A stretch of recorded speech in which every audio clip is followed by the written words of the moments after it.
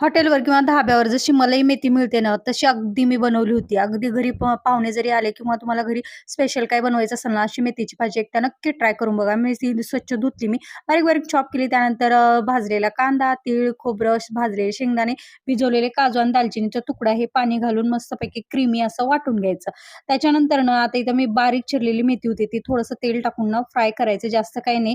असं थोडंसं नरम झालं की काढून घ्यायचं आणि त्याच कढईमध्ये तेल टाकायचं आणि त्यानंतर ना जिरे टाकले, बारीक चॉप केलेला लसण आणि बारीक चॉप केलेली हिरवी मिरची टाकायची. त्यानंतर छान परतून घ्यायचं. त्यानंतर आपण जे वाटण घातलं होतं ना, ते वाटण टाकून घ्यायचं आणि थोडंसं तेल सुटलं की मग मटार टाकायचं आणि मटार टाकल्यानंतर मिक्स करायचं. थोडंसं पाणी टाकायचं आणि त्यानंतर एक उकळी आली की चवीनुसार मीठ टाकायचं आणि मीठ टाकल्यानंतर आपण जी मेथी फ्राय केली होती ते टाकून घ्यायची आणि 5 ते 10 मिनिटं झाकून शिजवायची भाजी. मस्तपैकी ही मलाई मेथी तयार होते. हॉटेल आणि जसे धाब्यावर मिळते अगदी तसेच होते.